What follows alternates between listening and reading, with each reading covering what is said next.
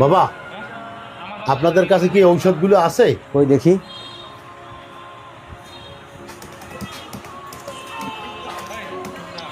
হ্যাঁ কাকা, ওষুধগুলো আছে, দাম পড়বে 1020 টাকা।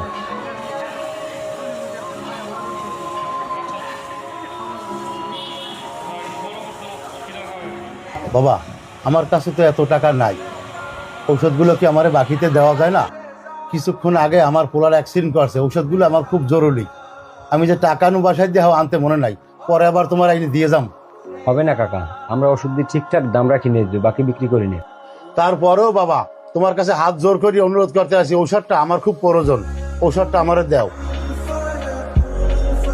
না কাকা, হবে না, আপনি অন্যদিকে চেষ্টা করেন।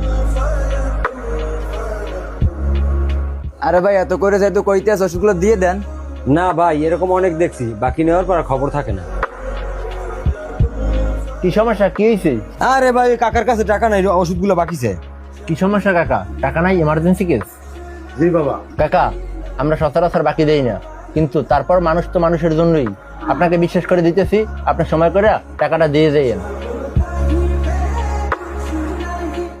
ইব্রাহিম, চাচাকে ঠিক মতন ওষুধটা বুঝাই দে।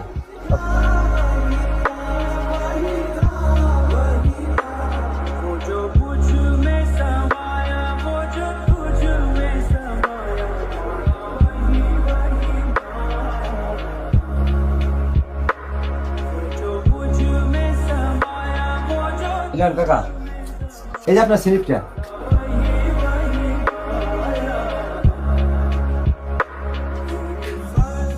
আসি বাবা।